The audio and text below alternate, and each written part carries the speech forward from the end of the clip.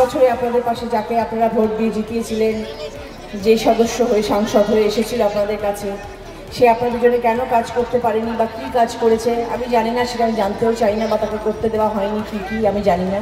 কারণ আমি যত জেলাতে যাচ্ছি সব মানুষেরই একই কথা, এবং প্রত্যেকটি মানুষকে সেই একই উত্তর দিতে দিতে দিতে আমার মধ্যে একটা অদ্ভুত হয়ে গেছে সবার কাছে, এবং ভীতি হয়ে গেছে যে দিদি আপনি এসছেন, আপনিও এখন আমাদের পাশে এসছেন, হতে পারে কাল থেকে আপনাকে আমরা দেখতে পাবো না। তো মানুষকে বোঝাতে আমার অনেক সময় লেগে যাচ্ছে যে সব মানুষ একরকম হয় না, সবার চিন্তাধারা একরকম হয় না। বিশ্বাস রাখবেন, আস্থা রাখবেন, আমি আপনাদেরকে নিরাশ করব না।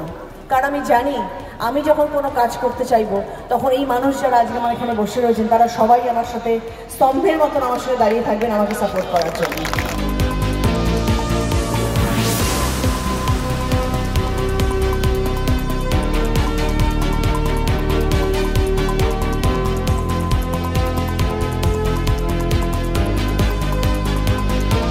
আপনাদের আশীর্বাদে, আপনাদের দোয়ায় আমাদের দলনেত্রী মমতা বন্দ্যোপাধ্যায়, প্রার্থী রচনা বন্দ্যোপাধ্যায় আপনাদের ভোটে জয়যুক্ত হয়ে এই চন্দননগর থেকে সর্বাধিক ভোটে এই হুগলি লোকসভায় জয়যুক্ত হবে তো? হ্যাঁ কি না? হ্যাঁ কি না বলুন?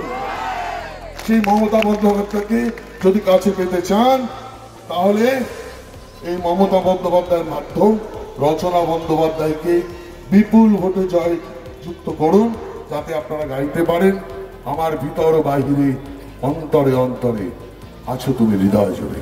আজকে এই যেখানে লোক দেখছেন হাজার হাজার মানুষ, একজনও কিন্তু এই চন্দননগর বিধানসভার বাইরের নন, তাই তো? হ্যাঁ কি না? হ্যাঁ, এটা খালি ট্রেলার। সিনেমা হবে 20শে মে, এবং ওই সিনেমার নাম 20শে মে আসছে বিজেপি কাঁদছে, 20শে মে আসছে বিজেপি কাঁদছে।